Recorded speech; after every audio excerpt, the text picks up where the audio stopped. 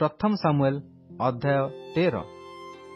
Saul 30 वर्ष बयस राजा हेले और से इस्राएल उपरे 30 उपरे 2 वर्ष राजत्व कले। पुणी साउल आपणा पाई इस्राएल मध्यरु 3000 लोक मनोनीत कले। एमानकर 2000 मिकमसरे और बैथेल पर्वत रे साउलंक संगरे रहिले। आउ 1000 बिन्यामिन प्रदेशस्थ गिबियारे जोनाथन संगरे रहिले।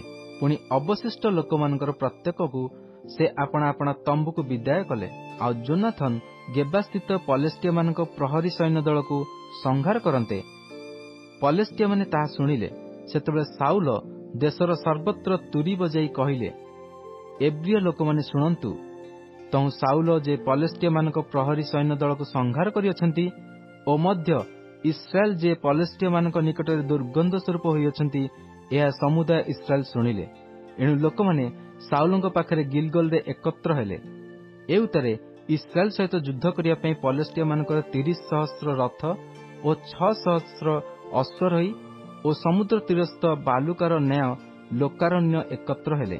सेमाने आसी मिकमस रे बैथाबन पूर्व दिगरे छाउनी स्थापन कले।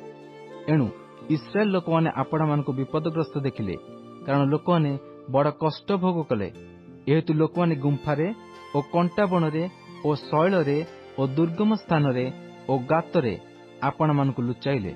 एही समय एब्रिय मानकर केतक लोक जर्दन पार होई गाद और गिलियद देश को जाइथिले।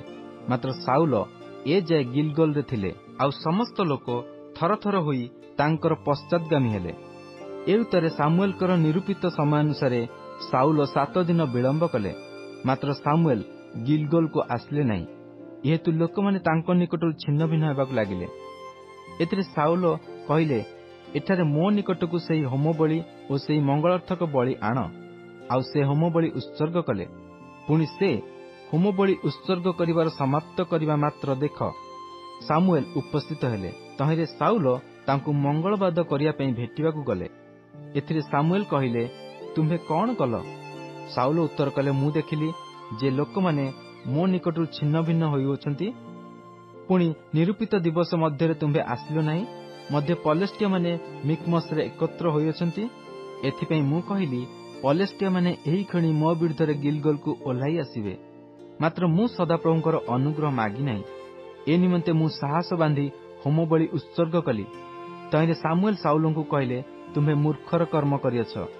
सदाप्रभु तुम परमेश्वर तुम्हकु जेउ आज्ञा देइथिले ताहा तुम्हे पालन कल नाही। करिथिले सदाप्रभु इस्राएल उपरे तुम्भर राजत्व एबे अनंत काल स्थायी करिथान्ते। मात्र एबे तुम्भर राजत्व स्थिर हेबो नाही। सदाप्रभु निज मनर मत एक जन आपणा पई अन्वेषण करियछंती। सदाप्रभु आपणा लोकमानक उपरे ताहाकु अग्रणी निरूपण करियछंती। कारण सदाप्रभु तुम्हकु जहा आज्ञा करथिले तुम्हे ताहा पालन कल नाही। अनंतर सामुएल उठी गिलगल रु बिन्यामिन प्रदेशस्थ गिबिया को गले। सेतबेले साउल गणना करी 600 लोक आपणा निकटरे थिबार देखिले। पुणी साउल और तांकर पुत्र जोनाथन और सेमानक निकटरे वर्तमान थिबा लोक माने बिन्यामिन प्रदेशस्थ गेबारे रहिले। मात्र पलेस्टिया माने मिकमस रे छाउनी स्थापन कले। एउतरे पलेस्टिया मानक छाउनी रु 3 दल विनाशक लोक आसिले और एक दल अफ्रा पथरे गमन करी सुयाल प्रदेश को गले। पुणी अन्य एक दल बैथारण पथ आड़े फेरिले। आउ अन्य एक दल प्रांतर आड़े सिबोइम उपत्यकार अभिमुखस्थ अंचल पथ देई गमन कले। से समय समस्त इस्राएल देश रे कमार मिलु नथिला।